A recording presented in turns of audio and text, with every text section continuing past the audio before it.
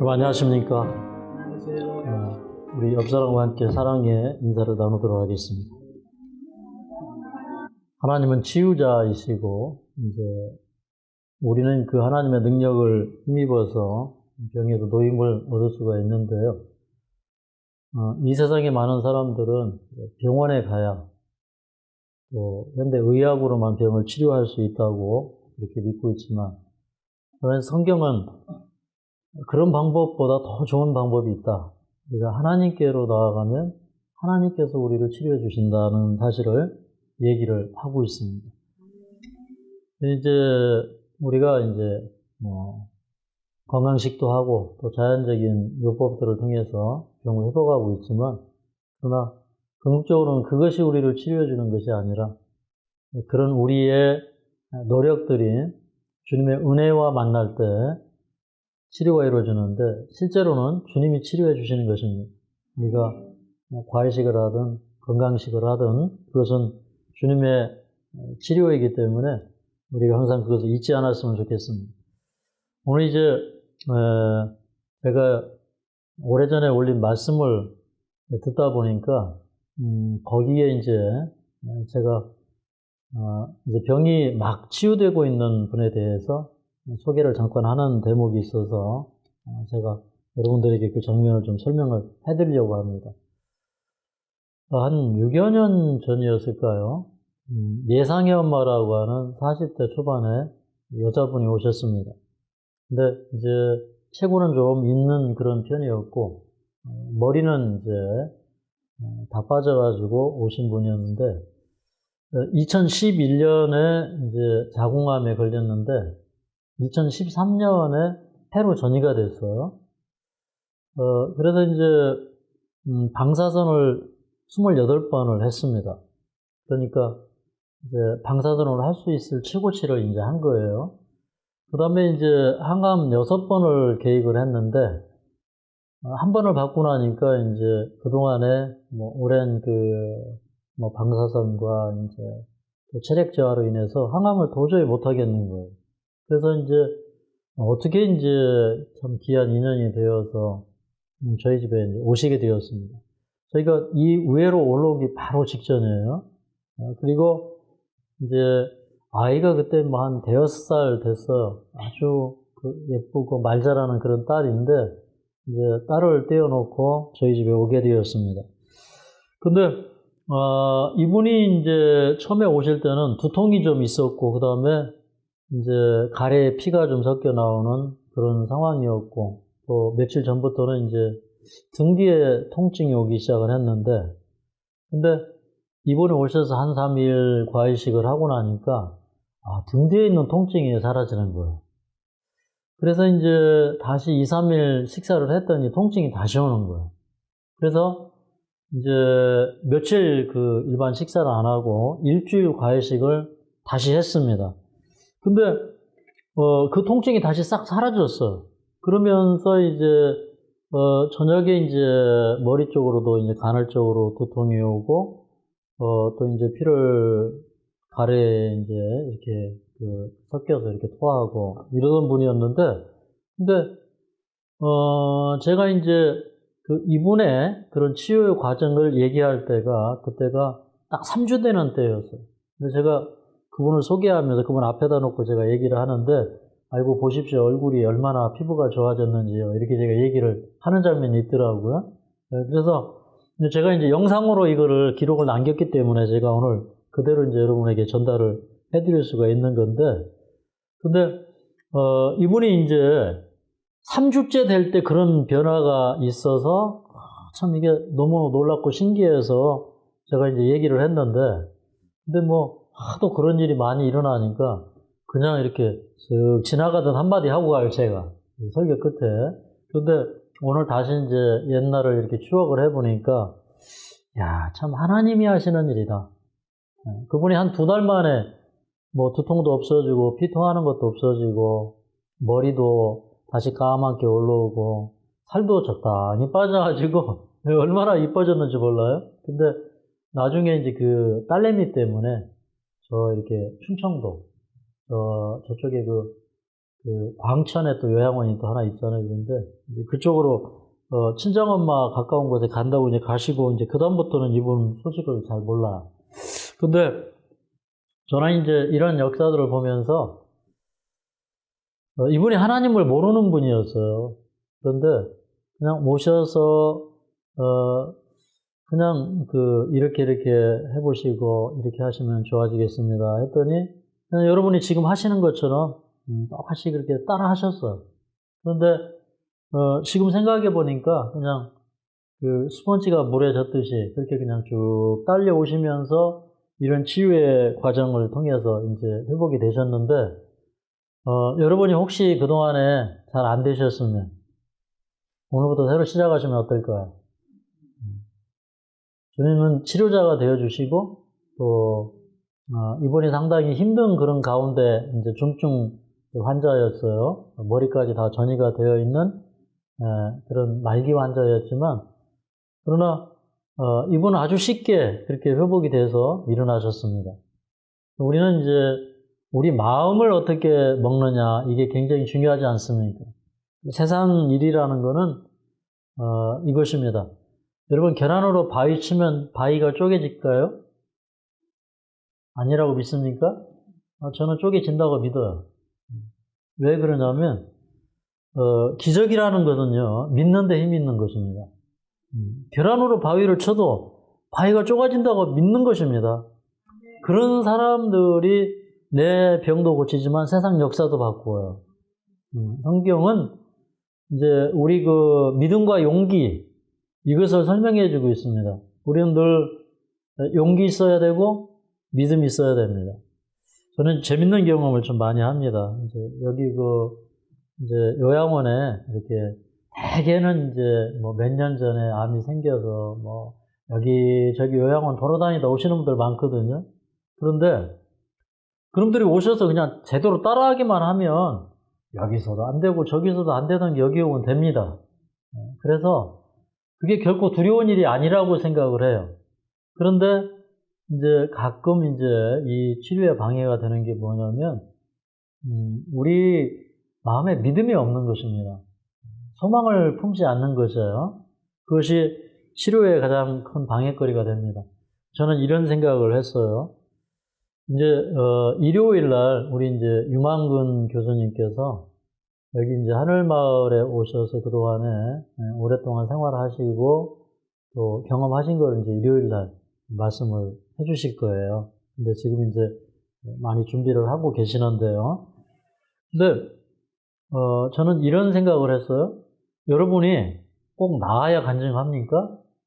그런 사람은 평생 못 할 수도 있어요. 그런데 저 같으면 그러겠어요. 안 나아도 간증합니다. 제가 이렇게 암에 걸려 있는데 제 마음의 상태가 이렇습니다. 뭐 그러나 제가 이거 두려워하지 않습니다. 하나님의 함께 하심을 믿습니다.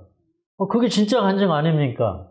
그러다 나서면은 그냥 나팔을 한 10배로 세게 부는 거죠. 뭐 내가 이렇게 이런 사람이었는데 병이 나았습니다. 근데 이제 제가 참 아쉬운 거는 정말 그렇게 많이 회복이 되고 병을 낫는데 사람들이 돌아갈 때는 나팔을 안 불고 가요. 그래서 이게 나팔을 안 부는 죄가 얼마나 클까. 이거 참 심각한 죄입니다, 여러분. 나팔을 안 부는 게 굉장히 큰 죄예요. 성경에도 나팔을 안 부는 죄가 있습니다. 우리 얘기 꺼낸 김에 한번 에스겔서 한번 찾아볼까요? 에스겔서 33장 1절부터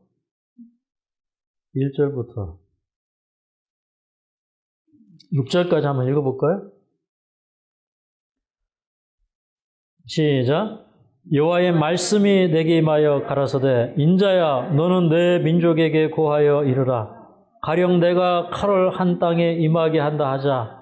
그 땅 백성이 자기 중에 하나를 택하여 파수꾼을 삼은 그 사람이 칼이 그 땅에 임함을 보고 나팔을 불어 백성에게 경고하되 나팔 소리를 듣고도 경비를 하지 아니하므로 그 임하는 칼에 제함을 당하면 그 피가 자기의 머리로 돌아갈 것이라.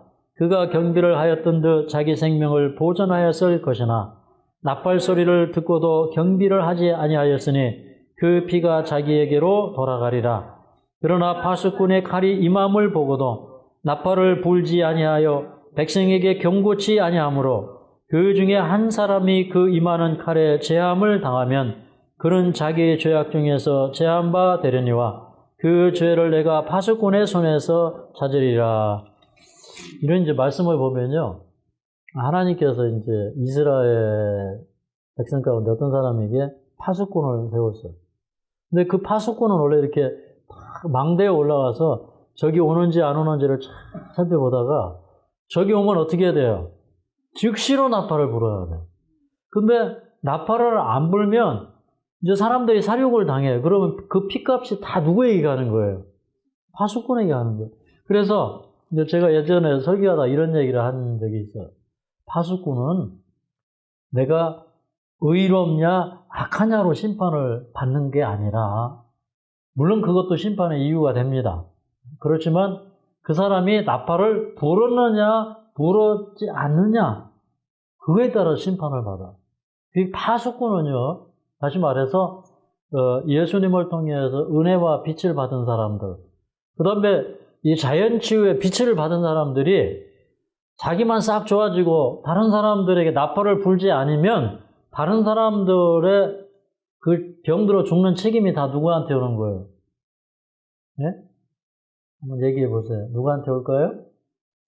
저한테 올까요? 여러분한테 갈까요? 마지못해 우리 교수님 마지못해 이러시는데 그게 우리 모두에게 다 책임이 있어요. 우리 각 사람에게. 그래서 그러면 좀 주님 앞에서 좀 알을 깨고 나왔으면 좋겠습니다. 그래서 이 병아리가 알 깨고 나와야 바깥 세상을 보듯이 우리가 잘하는 이 그 껍질에 갇혀가지고 있지 말고 좀 나왔으면 좋겠어요. 저도 이제 제가 이 복음 사업을 하면서 이제 이 말씀을 할 때마다 이게 이제 카메라가 있잖아요. 이게 네? 어떻게 보면 좋게 말하면 세상에 복음을 전하기 위한 거고, 나쁘게 말하면 이게 감시 카메라 같은 느낌이 들잖아요. 네. 저는 지금까지 정말 카메라를 세워놓고 이렇게 말씀을 전하기 시작한 지가 참 오래됐습니다. 이제 거의 10년 됩니다. 그런데 저희가 이제 여기에서 예배 보고 여러분에게 말씀하는 게 다 이렇게 지금 녹화되어서 이제 인터넷으로 올라가죠. 이제 오늘은 이제 우리 사무장님이 없어서 이제 그 라이브로 나가지는 못해. 근데 제가 이 말씀을 이제 인터넷으로 올려놓으면서 저는 참 하나님께서 그 일로 인해서 저에게 복을 참 많이 주셨어요. 제가 요양원 한 10년 하다가 많은 빚을 지고 정말 어려운 가운데서 이제 중국 가서 이제 다시 선교를 하게 되었는데, 근데 그 선교 시작에서부터 끝까지 이제 이걸 다 찍어서 인터넷에 올렸는데, 저는 이제 그 중국에 통장 하나 가지고 들어갔어요. 근데 하나님께서 계속해서 세계 각지에서 이제 그 선교 후원금이 오게 하시는데, 제가 거의 다 모르는 분들한테 선교 자금이 들어와요. 그러니까 다른 사람들을 복되게 하기 위하여 일함으로 제가 복을 받은 거예요. 네. 지금도 역시 마찬가지입니다. 지금도 이제 우리 하늘마을의 희망은 무엇이냐면, 이제 저는 종종 그런 편지 많이 받아요. 제가 아침에 눈을 뜨면 제일 먼저 하늘마을을 위해서 기도합니다. 이런 분들이 꽤 여러 분 계셔요. 그러니 하늘마을은 하나님이 안 지켜줄 수가 없어요. 여기저기 지켜달라고 하늘에 이 상소가 올라가는데 하나님이 안 지켜줄 수가 없잖아요. 그래서 저도 이제 여러분에게 말씀을 드리고 싶은 거는, 여러분 빛은 숨기면 되잖아. 빛은 숨기는 사람에게는 빛이 거두어지지만 빛을 발하는 사람에게는 계속 빛이 밝아져. 저는 이제 제가 이제 성경 연구한 거, 제가 알고 있는 거 아낌없이 세상에 풀어놓습니다. 왜 그러냐면요, 풀어놓을수록 더 많이 생겨요. 하나님께서는 내가 풀어놓을수록 2배, 3배 주시기 때문에 여러분 암 괜찮아요. 그거 별거 아니에요. 그냥 누구나 다 달고 사는 거예요. 근데 여러분이 그 암에 걸려서 기뻐할 수 있어요? 그거 기뻐해야죠. 안 걸린 것도 기뻐해야죠. 주님이 정말 선하신 분이고 그분은 한 번도 나에게 실수하지 않는 분이에요. 내가 암에 걸림으로 말미암아 예수님을 더 깊이 만나고 복음을 전할 수 있게 되었으니 여러분 안 걸린 사람이요. 내가 이렇게 해가지고 예수님 만났고 내가 이렇게 더 치유받았다 그러면요. 제가 그렇게 많은 환자분들을 치유에 도움을 주고 하는데 별 인기가 없어. 별 인기가. 근데 여러분이 내가 이렇게 했는데, 암 환자였는데, 이렇게 했더니 나았다 그러면은요, 저보다 여러분의 인기가 훨씬 더 좋아져. 그러니까 그게, 복음 전하는데 얼마나 큰 도구가 됩니까? 그렇죠? 우리는 어떻게든지 복음을 전하고 싶은데, 여러분이 병들었다가 나으면, 그 얼마나 큰 영광이에요. 이런 부분들 여러분이 꼭 잊지 않았으면 좋겠습니다. 오늘 이제 저는, 4명의 문둥병자가 이제 사마리아 성에 가서 경고해서 많은 사람들을 살리는 그런 장면이 있는데, 우리도 이렇게 병들었지만 하나님께서 우리에게 세상을 구원하라고 하는 사명을 주셨기 때문에 그 사명의 목소리를 우리가 좀 청중하게 되기를 간절히 바랍니다. 때는 이제 북방 이스라엘 여호람 왕 때입니다. 근데 열왕기하 3장에 보면 이 여호람 왕이 어떤 사람이었는가를 얘기하고 있어요. 열왕기하 3장입니다. 열왕기하 3장.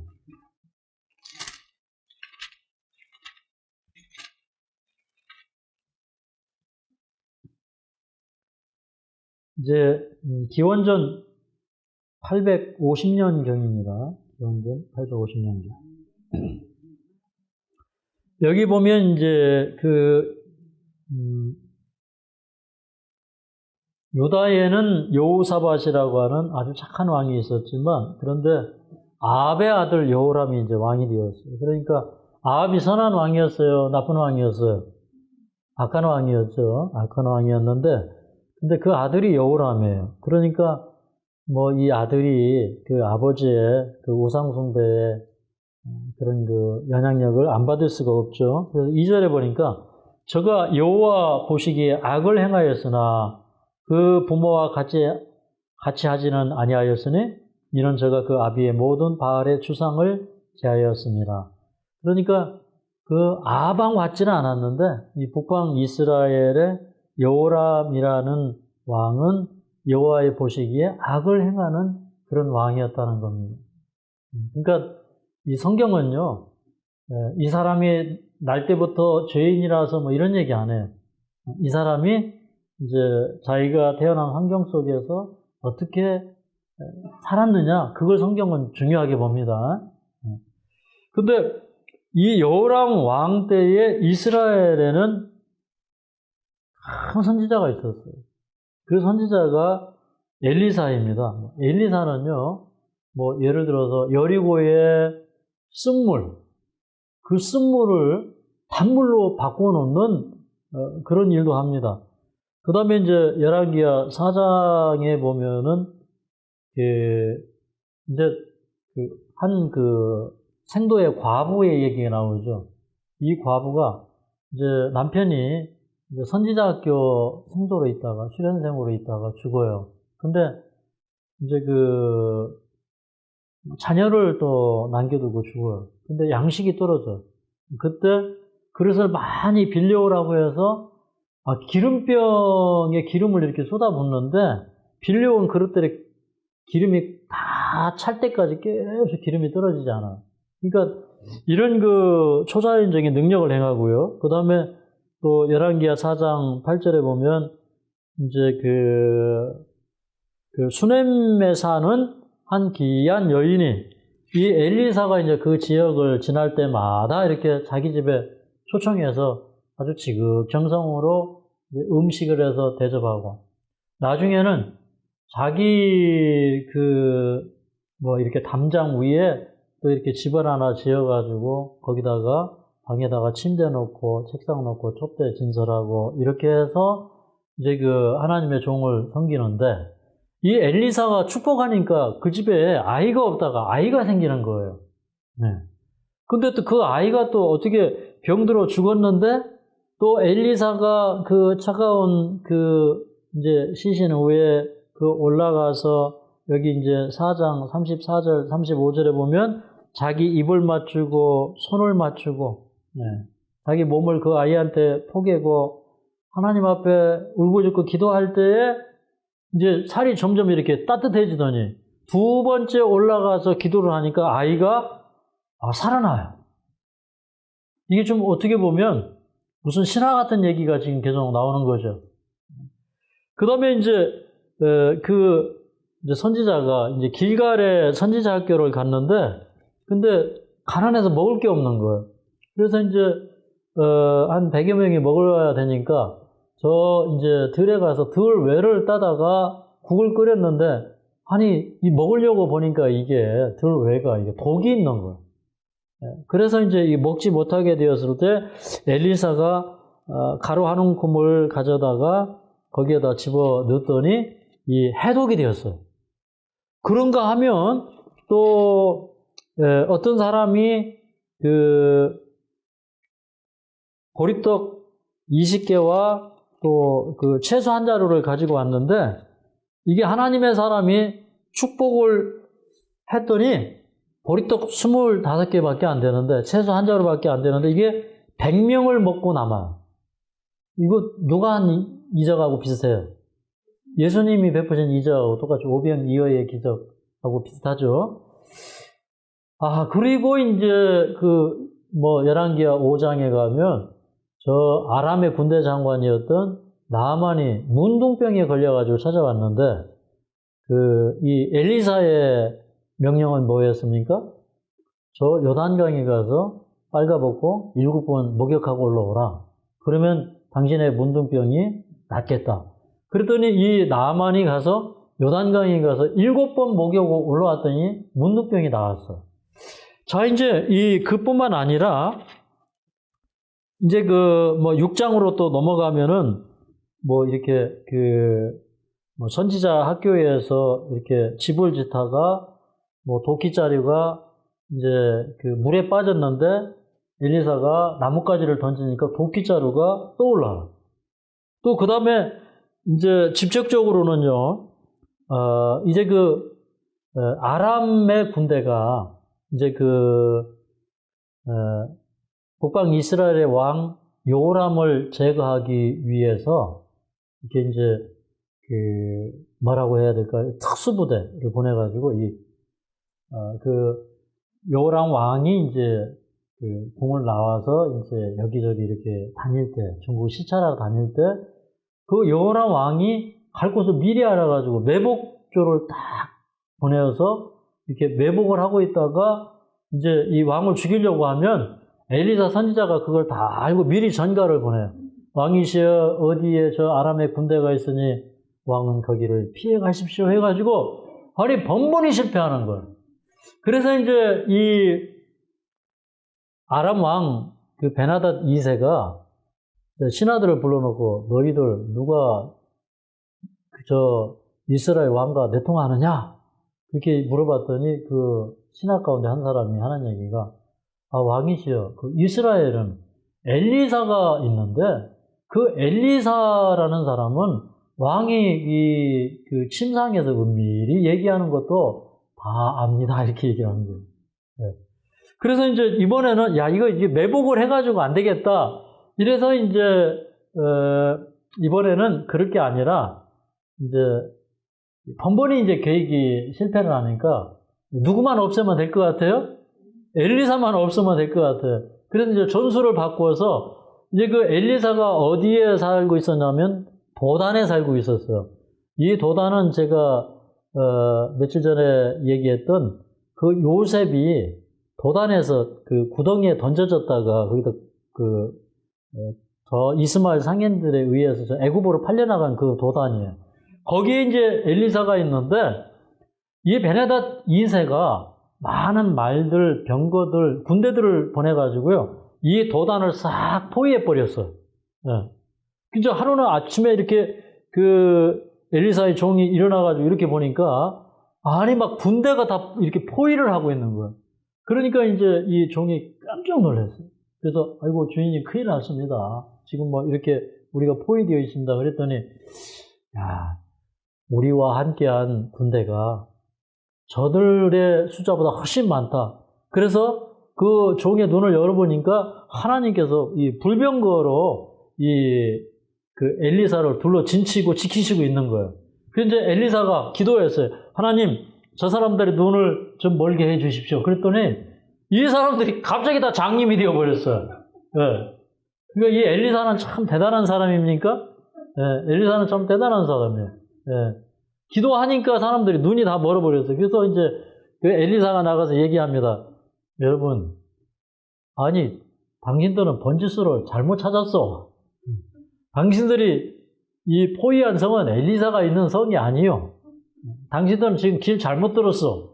내가 당신들을 인도해 줄 테니까 나를 따라오시오. 그래가지고 이 장님들이 줄줄줄줄 엘리사를 따라서 오는 거예요.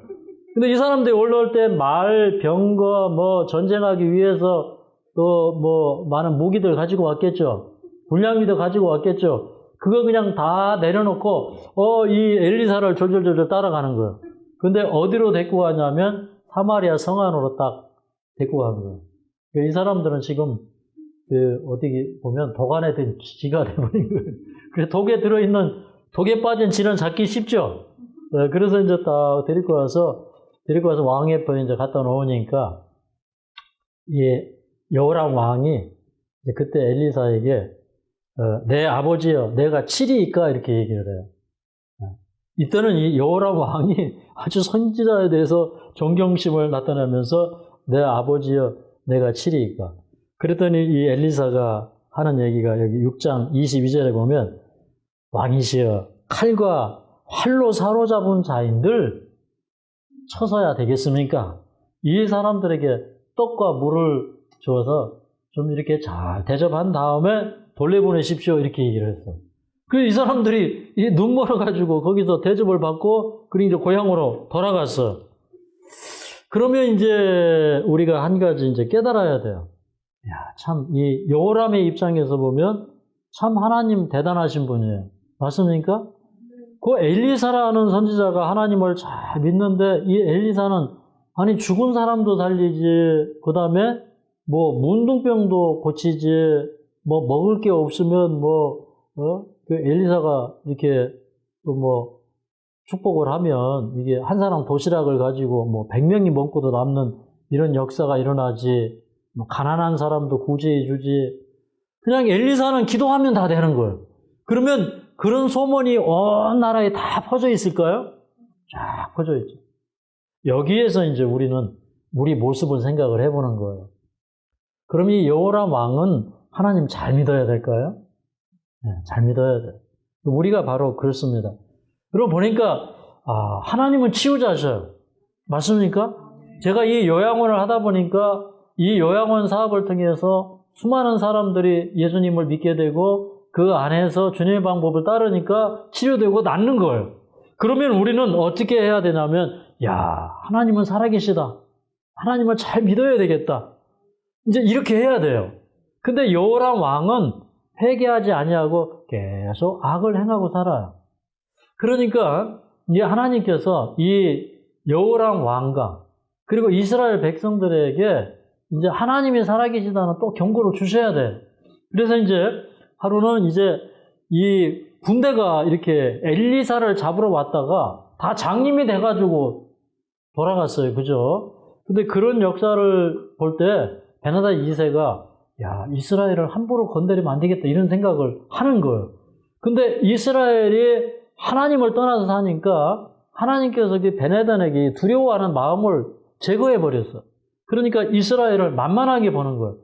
여러분, 사단은요, 우리가 회개하지 아니하면 우리를 만만하게 봐요. 맞습니까? 우리의 대적은 우리가 기도하지 않으면 우리를 만만하게 보는 거예요. 그러나 우리가 하나님 앞에 바로 서면 예레미야가 하나님의 부름을 받을 때 자기는 정말 그 아이이고 너무나 유약하다고 하나님께 이렇게 항변하거든요. 근데 하나님께서 내가 너를 그 녹성벽이 되게 해주겠다. 이런 말씀을 하죠. 예레미야에 보면. 그 녹성벽은 누가 무너뜨릴 수 있을까요? 못 무너뜨려요. 그죠? 하나님께서 철옹성처럼 시키는데 어떻게 그 성이 무너지겠어요? 그러니까 이 세상에서 하나님의 종들은 정말 철옹성처럼 하나님이 지키시는 거예요. 근데 기도하지 않으니까 이제 여기 6장 24절에 보면 베나댓의 군대가 올라와가지고 이번에는요, 예전에는 사마리아 군대로 아람 군대를 엘리사가 다 데리고 들어가가지고 도관에 지를 만들었잖아요. 근데 이번에는 사마리아가 도관에 든 지가 돼버렸어요. 베나닷 2세가 많은 군대를 이끌고 와가지고 그 사마리아를 포위해버린 겁니다.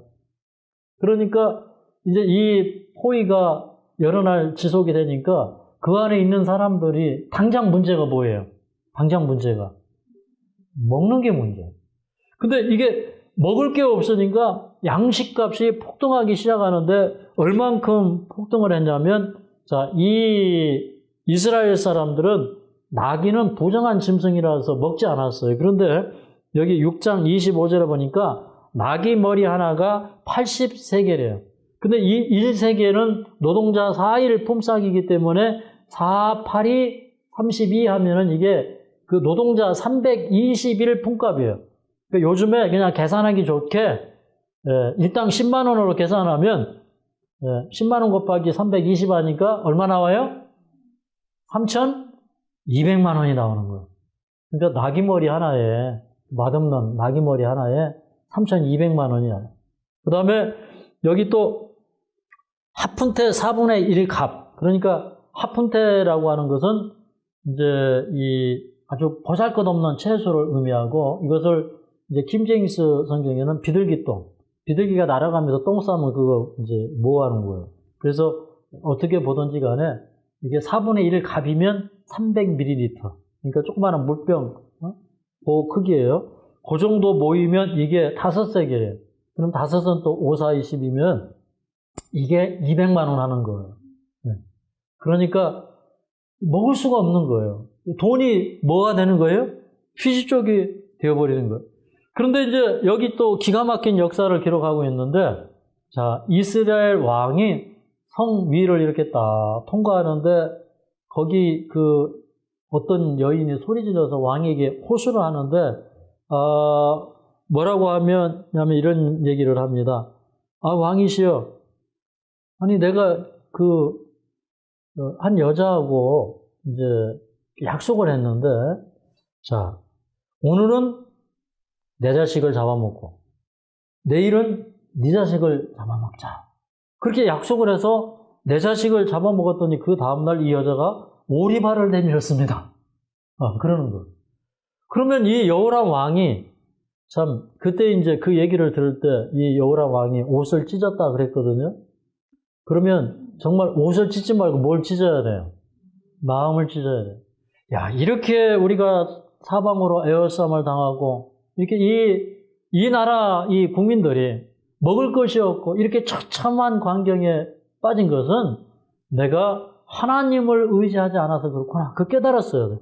아니, 옛날에 자기가 어디 가려고 하면은 그냥 하나님이 도와주지 않았으면 거기 가서 그냥 죽었을 거예요. 그러니까 수없는 죽음의 고비를 엘리사를 통해서 하나님께서 건져주셨다 이 말이에요. 그러면 이제 이 왕은 당연히 어떻게 생각해야 돼요? 하나님은 살아계시구나. 내가 오늘 이런 지경에 놓여있지만, 그러나 오늘 내가 지금 생명이 붙어 있는 것만으로도 감사하자. 그러니 내가 하나님 앞에 회개하고 돌아가자. 이런 마음을 가졌어야 해요. 여러분, 우리가 지금 요람처럼 되면 안 돼요. 어떤 사람들은요, 어떤 환경에 놓여있든지 회개 안 합니다. 마음을 아주 강팍하게 해요. 이제 그런데 이제 그 여호람 왕이 어떻게 하냐면 31절에 보면, 내가 오늘 엘리사의 머리가 그 몸에 붙어 있으면 하나님이 내게 벌 위에 벌을 내리실지로라. 그렇게 얘기해요.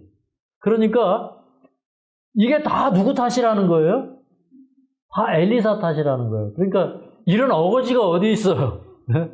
엘리사를 통해서 하나님께서는 이 민족의 방패요 구원자를 지금까지 세워놓으셨고, 그 많은 마병과 병거와 군대보다도 엘리사 한 사람이 그 국가를 위해서 기도할 때 그 국가를 구원하는 사람이에요. 근데 지금 이 나라가 이런 지경에 빠져 있는데 엘리사가 안 도와주니까 이거 다 누구 탓이라는 거예요? 엘리사 탓이라는 거예요. 여러분, 하나님의 종이 아무리 능력이 있어도 내가 기도하지 않으면 그 능력이 나한테 올까요, 안 올까요? 안 오는 거예요. 내가 하나님의 뜻을 따르지 않으면 이 세상에 아무리 살 방법이 있고 길이 있어도 그게 나하고는 아무 상관이 없어요. 그래서 저는 이제 여러분이 좀 믿음을 갖게 되기를 원해요. 이 마음속에서 좀 뜨거운 것이 왔으면 좋겠어요. 뜨거운 게 오면 얼은 게 녹을까요? 안 녹을까요? 아무리 꽁꽁 얼어도 다 녹아요. 오늘 아침에 이제 제가 염화나트륨을 뿌렸거든요. 그죠?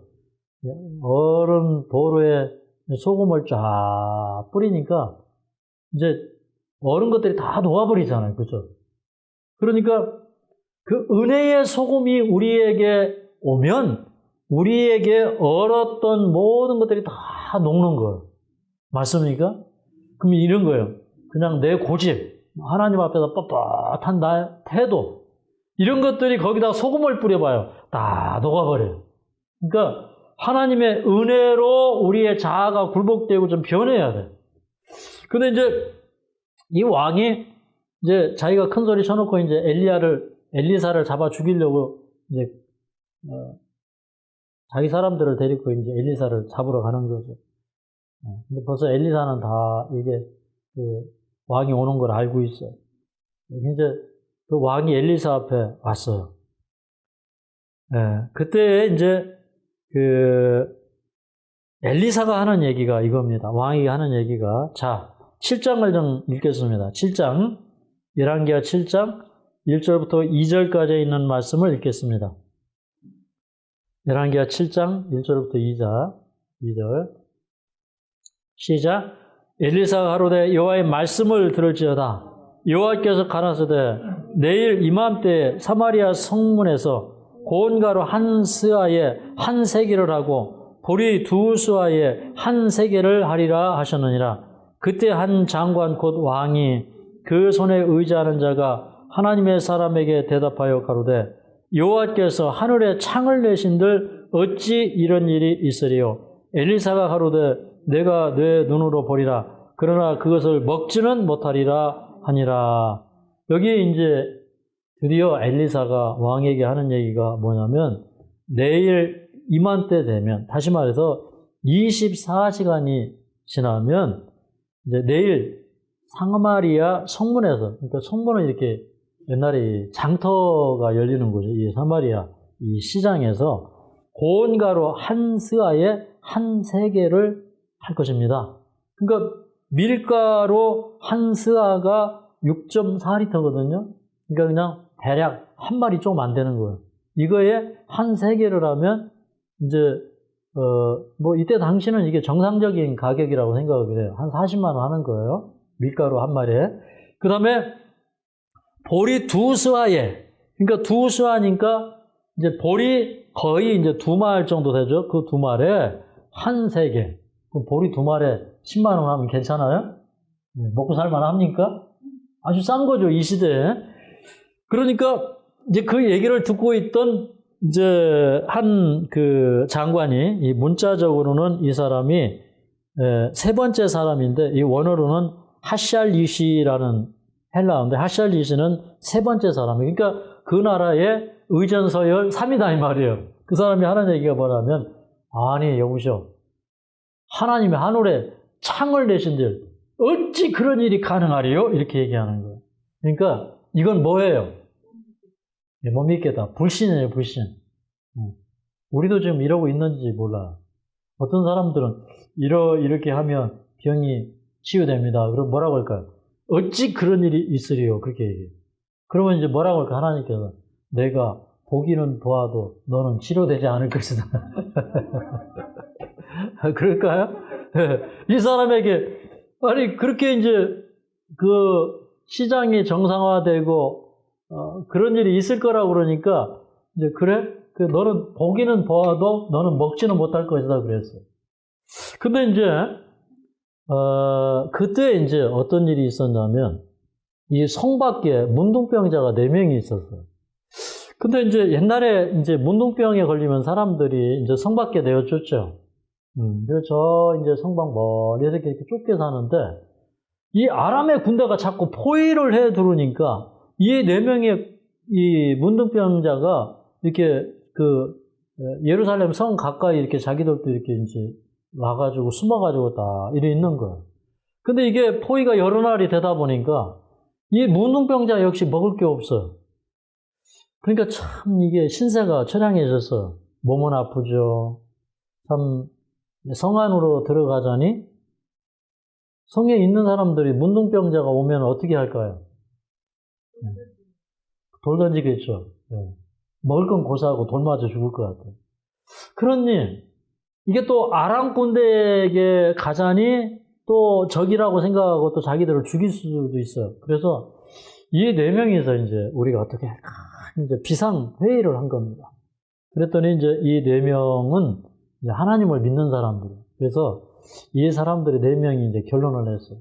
그래, 우리가 저 사람들이 우리를 죽여도 어쩔 수 없지. 죽이면 죽자. 그러나 이대로 앉아서 죽을 수는 없으니까 우리가 일어나서 아람 진영으로 가자. 그래서 4명이서 일어나가지고 이 문둥병자들이 막 쩔뚝쩔뚝하고 어떤 사람은 눈이 한짝 빠지고 이런 참 흉악한 이런 지경이죠. 그러면서 몸에서는 이제 막 고름이 흐르고 이런 사람들이 정말 어깨동무, 개동무하고 4명이서 이제 쫙 일어나서 가는 거예요. 근데 그때 이제 여기 이 성경에 보면은 그때가 황혼이라고 그랬거든요. 이 황혼이라는 것은 그런 거예요. 여러분, 황혼은 어떤 때는요, 인생이 황혼여 하면 그 인생은 어떤 때로 황혼역이라고 그래요. 이제 인생이 이제 그 희망이 사라져가는 그런 때. 어떻게 보면 우리가 나는 이제 인생에 기회가 없다 이렇게 생각할 수 있어요. 근데 여러분 이 하나님께서는요 황혼을 동력으로 바꾸시는 분이에요. 해 지는 거를 해 뜨게 하시는 분이에요. 맞습니까? 하나님의 역사를 바꾸시는 거예요. 그래서 이 사람들이 이제 일어나서 가는데, 근데 자 여기 7장 6절부터 7절까지 읽겠습니다. 7장 6절부터 7절. 시작. 이는 주께서 아람 군대로 병거 소리와 말 소리와 큰 군대의 소리를 듣게 하셨으므로 아람 사람이 서로 말하기를 이스라엘 왕이 우리를 치려하여 헷 사람의 왕들과 애국 왕들에게 값을 주고 저희로 우리에게 오게 하였다 하고 황혼에 일어나서 도망하되 그 장막과 말과 나귀를 버리고 진을 그대로 두고 목숨을 위하여 도망하였음이니라. 이 사람들이 자 우리가 죽으면 죽지. 그렇지만 여기서 포기할 수 없으니까 저 아람 진영으로 가자. 그러고 4명이서 일어나서 가는데 그들이 벌떡 일어날 때 그들을 구원하기 위하여 하나님이 일어나신 거예요. 근데 이 아람 진영에 갑자기 막 병거 소리가 들리고요. 말 달리는 소리가 들리고 그 다음에 큰 군대의 진격 소리가 들리는 거예요. 그러니까 하나님께서 오디오를 살짝 틀어놓은 거예요. 오디오 방송을 해버린 거예요. 하나님은 오디오를 갖고 있어서 그들이 그제는 오디오가 없었거든요. 근데 하나님께서 하늘에서 확성기를 틀어줘 버린 거예요. 그랬더니 이 사람들이 이거 그 이스라엘 왕이 이 가나안 사람들, 헷 사람들과 그 다음에 애국 왕들하고 동맹을 해가지고 엄청난 군대가 우리를 치러오니까 우리 빨리 도망가는 게 살 길이다. 이래가지고 이 사람들이 거기 보니까 장막, 말, 나귀, 그 다음에 그 안에, 장막 안에 금은보와 또 군량미 다 놓고 도망친 거예요. 그래서 와보니까 이 4명의 문둥병자가 와보니까 아니 장막은 그대로 다 있는데 사람들이 하나도 없이 다 도망가 버려요. 그래서 이제 4명의 문둥병자가 지금 배가 고파가지고 어떻게 되어 있어요 지금? 네? 배가 고파서 재밌는 말로 말하면 지금 눈이 뒤집혀져 있어요. 보이는 게 없어요. 이게 뭐만 보이는 거예요? 먹을 것만 보이는 거예요. 그래서 일단은 이 사람들이 저녁이니까 저녁을 해가지고 맛있게 해가지고 따끈하게 먹지도 못하고 다 도망간 거예요. 그러니까 밥도 잘 돼 있고 그러니까 시컷 먹고 그 다음에 장막에 들어가서 그 문도 좀 이렇게 좀 숨겨보고 하는데 가만히 이렇게 생각을 해보니까 아니, 지금 이러고 있을 때가 아니에요. 지금 이 상황이 굉장히 긴박한 상황이에요. 지금 여러 날 동안 이 사마리아 성이 포위돼가지고 그 안에 있는 사람들이 다 지금 뭐 하고 있어요? 굶어 죽고 있어요. 그래서 이 4명의 문둥병자가 이렇게 얘기를 합니다. 자, 9절을 읽겠습니다. 9절. 시작. 문둥이가 서로 말하되 우리의 소위가 선치 못하도다. 오늘날은 아름다운 소식이 있는 날이오늘 우리가 잠잠하고 있도다.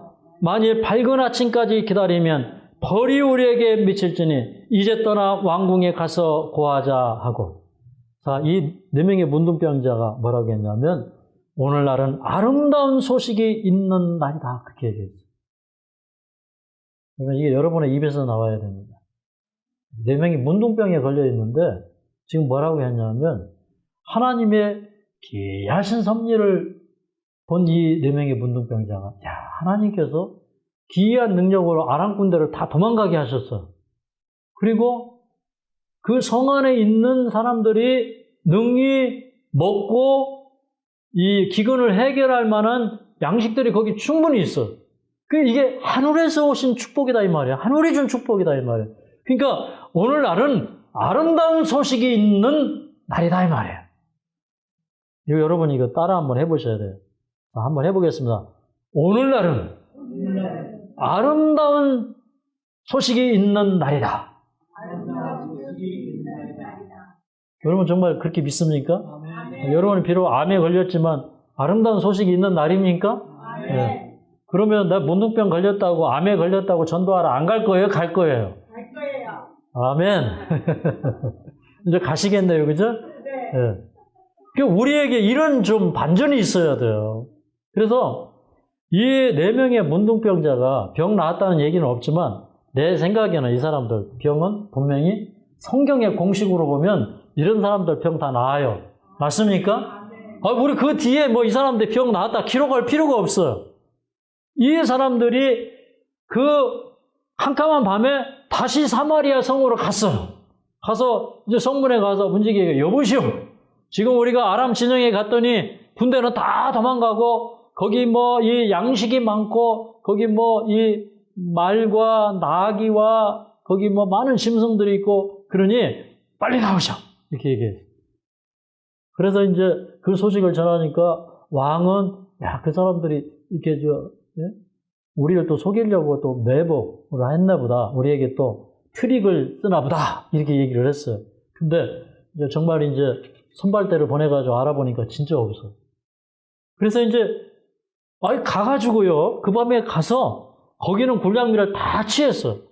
그래서 이제 그 다음날 시장에서 장이 열렸는데 보니까 정말 아까 이 선지자가 뭐라고 그랬어요? 보리 2스와에 몇 세겔 한다고 그랬어요? 1세겔. 그래서 보리 2마리에 얼마 하는 거예요? 10만 원 하는 거. 그래서 참 하나님의 말씀은 위대하다. 하나님의 말씀처럼 되는 거예요. 여러분 이제 성경을 믿으면요. 하나님의 말씀이 내 생에 이루어지는 거예요. 아멘입니까? 네. 하나님의 말씀을 믿으면 위대한 일이 일어나는 거예요. 제가 이제 20년 전에 여기 들어올 때 제가 이제 무슨 마음이 드냐면 하나님께서는 황량한 곳에서 자기 사업을 일으키실 것이다. 그런 생각이 드는 거예요. 제가 이제 이 골짜기를 사가지고 들어와서 아니 이 골짜기에 보니까 집들이 몇 채 있었는데 옛날에는 집터가 이렇게 다 있거든요. 그 지적도 보면 다 나와요. 근데 집들이 하나도 없는 거예요. 제가 어떻게 알아봤더니 여기에 70년대 무장공비가 나타나서 정부에서 이 마을 사람들을 다 내보냈다는 거예요. 그런데 제가 이 2000년대에 와가지고 한 30년 뒤에 와가지고 저는 이 골짜기 땅을 산 거예요. 하나님께서 저에게 요양원 터로 주시려고 여기 있는 사람들 미리 다 내보낸 거예요. 그리고 이 황량한 곳에 때가 되니까 하나님께서 이 사업을 일으키신 거예요. 그러면 아멘입니까? 그러니까 믿으면 그렇게 되는 거예요. 근데 이제 또 한 가지 성취될 예언이 있어. 아까 이 세 번째 지휘자, 이 장관이 뭐라고 했냐면, 하나님께서 하늘에 창을 내신들, 어찌 그런 일이 있을 수 있으리요? 그렇게 얘기했어요. 근데, 정말로 그렇게 됐어요. 그 하나님의 이제 이 종들이 보니까 이 사람을 내버려두면 안 되겠는 거예요. 그래서 그 사람들이 밟아서 죽여버렸어요. 그래서 그 사람은 이제 시장이 열리는 걸 봤는데 먹어보지를 못했어요. 오늘 이제 이 말씀을 보면서 우리 마음속에 우리는 이 세상에 이 세상 사람들은 지금 여러분 먹을 게 없어서 죽어갑니까? 아니면 말씀이 없어서 죽어갑니까? 말씀이 없어요. 그죠? 먹을 건 많은데 이게 아모스서에 있는 말씀처럼 이 세상의 기근은 뭐냐면 말씀이 없는 기근. 하나님을 알지 못해서 생긴 기근이에요. 그런데 이 시대에 우리는 어떤 사람이 되어야 되냐면 아름다운 소식을 가지고 시온에 달려가는 그런 사람들이 되어야 돼요. 그 예루살렘에 달려가는 그런 사람들이 되어야 돼요. 그래서 이제 이 뒤로부터 이사야는 약 200년 가까이 지난 다음에 이사야 40장에 이사야는 이렇게 기록하고 있습니다. 곧 중간쯤 뒤로 넘어가면 이사야서가 있어요. 이사야 40장. 이사야 40장 9절, 약 1013초. 시작. 아름다운 소식을 시온에 전하는 자여, 너는 높은 산에 오르라. 아름다운 소식을 예루살렘에 전하는 자여, 너는 힘써 소리를 높이라. 두려워 말고 소리를 높여 유다의 성읍들에 이르기를 너희 하나님을 보라 하라. 여기 보니까 숨지 말고 어디에 오르라? 높은 산에 오르라. 아름다운 소식을 예루살렘에 전하는 자여, 힘써 소리를 높이라. 두려워 말고 소리를 높여 유다 성읍들에 이르기를 너희 하나님을 보라 하라. 그러니까 두려워하지 마세요. 두려움은 누가 주는 거예요? 사단이 주는 거예요. 여러분 두려움의 정체를 확실히 좀 깨닫으시기 바랍니다. 네. 우리 유만근 교수님처럼 두려워하지 말고 좀 간증하세요. 네. 하나님이 함께 계셔. 네. 하나님의 동역자가 되어야 됩니다. 여러분 하나님은 때를 따라서 양식을 나누어 주는 자와 함께 할까요? 자기만 먹는 자와 함께 할까요? 하나님은 자기와 먹는 자와 아무 관심이 없어요. 왜 4명의 문둥병자를 하나님이 선택하셔서 그 이스라엘의 아름다운 소식을 하필 그 사람들을 통해서 전하게 하셨는가? 이 4명의 문둥병자는 비록 문둥병이라는 처지에 놓여 있었지만 하나님이 보실 때는 이 4사람은 아름다운 소식을 전하기 위하여 밤중을 가리지 않고 자기들의 병든 처지를 가리지 않고 원래 문둥병자는 사람들에게 접근하지 못하게 되어 있어요. 네, 해서는 안 돼요. 그런데 이 4명의 문둥병자는 그거를 뛰어넘을 수 있는 용기가 있었다 이 말이에요. 두려움이 없었다 이 말이에요. 용기가 있었다 이 말이에요. 그래서 가서 그 아름다운 소식을 전했는데 마지막에 하나님께서 쓰시는 사람들은 제가 보니까 여러분 암에 걸렸다가 이 마지막 천국복음을 전할 자들이 제가 깨닫기로는 많아요. 그래서 이 마지막 사람들은 암에 걸렸다가 나은 사람들이 이 사업을 할 거예요. 여러분 용기가 됩니까? 네. 하나님이 항상 그러셨잖아요. 이 세상에 건강하고 정말 부족함이 없는 그 사람들을 쓰지 않아요. 하나님이 하시는 방법은 항상 보니까 이렇게 어디가 좀 모자른 사람들, 그죠? 이렇게 이제 병에 걸려있던 사람들, 이 세상에 이 고난 속에서 다른 사람들의 고통을 이해하고 감지할 수 있는 사람들, 이 4명의 사람들은 이 자기네들이 이렇게 격리된 생활을 하고 하면서 배고픈 것도 경험했고 아픈 것도 경험했어요. 그러니까 그 성 안에 있는 사람들이 죽어가니까 우리가 이 아름다운 소식을 전하지 않고는 우리에게 화가 임할 것이다. 그러니 우리가 빨리 가자 해서 그 밤에 달려가다가 이 사람들이 병이 많이 호전됐겠죠. 그 다음에 이 사람들이 사명을 다 마친 다음에 아마 이 4명은 제 마음대로 생각을 좀 해보면 성경에 기록 안 됐지만 병이 나와서 행복하게 살았을 것 같아요. 그건 아무데도 기록이 안 됐기 때문에 제 말을 확인할 기회는 없습니다. 근데 그건 제 믿음이에요. 하나님께서 항상 해피엔딩을 주시는 줄 저는 믿습니다. 그러니까 우리가 두려워하지 말고 너희 하나님은 치유자이다. 너희 하나님은 구원자이다. 그래서 나의 하나님이 당신의 하나님이다. 이렇게 말할 수 있는 사람들이 되어야 되겠습니다. 네, 말씀을 마치겠습니다. 온 세상 위하여 나 복음 전하리 만배성 모두 나와서 주 말씀 들어라 죄 중에 빠져서 헤매는 자들아 주님의 임성 꽂히고 너 구원 받아라 전하고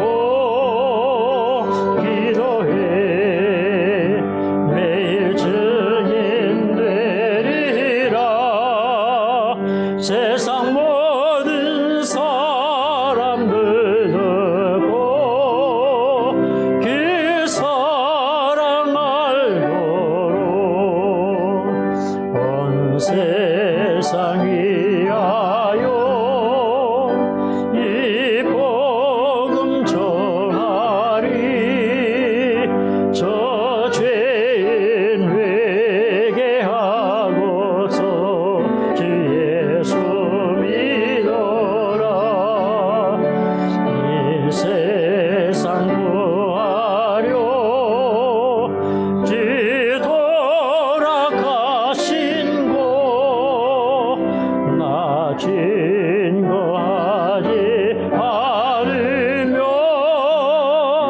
그 사랑 모르리 전하고 기도해 매일 증인 되리라 세상 모든 사람들 듣고 그 사랑 알도록 온 세상 위하여 주의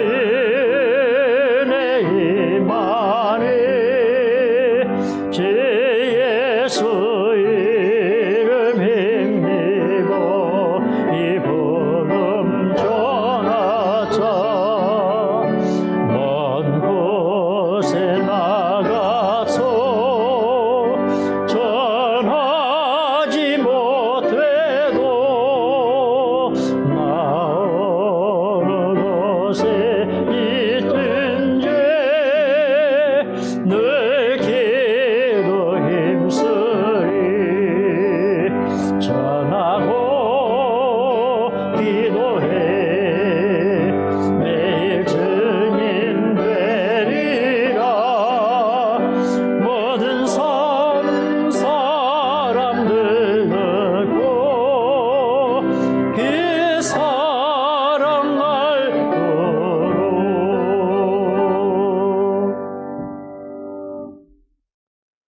자비하신 우리 아버지 문둥병자와 같은 저희들을 주님 택하시고 세상에 주님의 구원의 아름다운 소식을 전하게 하시는 그 놀라운 섭리로 인하여 감사드립니다.